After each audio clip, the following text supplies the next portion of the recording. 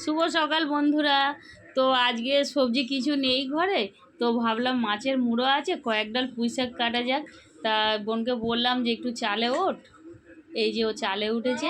আর এই দেখুন বন্ধুরা, পুঁই শাকটা কী সুন্দর হয়েছে না, টাটকা তাজা চকচক করছে একদম। তো 4-5খানা ডগাও কেটে দিয়েছে আজকে, ওইটা নিয়ে আমি আজকে রান্না করব। এই দেখুন, একটাই গাছ কিন্তু পুরো চাল ভরে গেছে, অনেকটা শাক হয়েছে। আমার এত লাগবে না, আমার অল্প একটু হলেই হয়ে যাবে।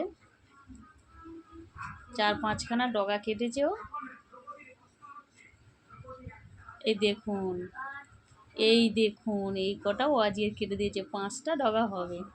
তো এই 5টা নিয়েই আমি আজকে রান্না করব। পুঁই শাক দিয়ে, মুখি কচু দিয়ে আর মাছের মুড়ো দিয়ে চচ্চড়ি করব। যা সুন্দর খেতে হবে না, একটু পরে আপনাদের দেখাচ্ছি আমি চচ্চড়িটা। আমাদের বাড়ির সবাই ভালোবাসে পুঁই শাক চচ্চড়ি। আর এই দেখুন, এই যে লেবুর গাছটা দেখছেন, এইটা হচ্ছে মুসম্বি লেবুর গাছ, বাবুর বাবা নিয়ে এসেছিল।